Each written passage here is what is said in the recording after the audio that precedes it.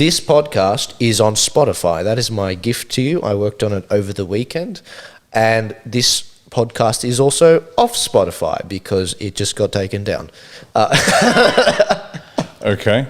So I don't know what happened. I'm following up on it. We can, maybe there is some nefarious stuff going on. Maybe we genuinely violated their terms of service, and in their terms of service, maybe you can't swear or something, and we swear. I've sweared in this podcast. Maybe that's what happened. So they took them all off. I'll chase that up. I'm working on it, guys. I'm working on it with Anchor, but maybe I have to put out a muted version so that there's certain things that aren't put out. I mean, we haven't put any brutality in, not yet.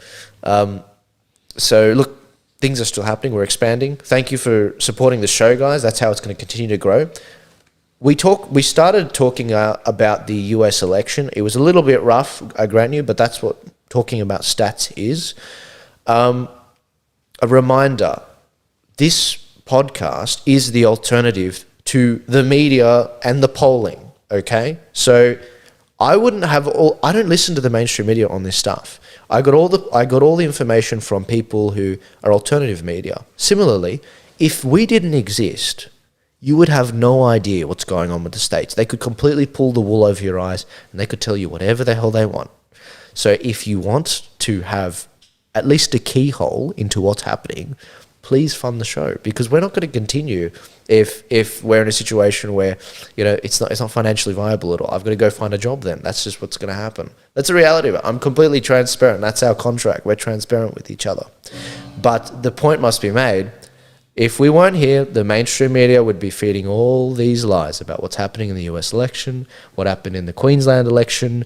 They're going to continue to get predictions wrong when we've been right 5 for 5 so far.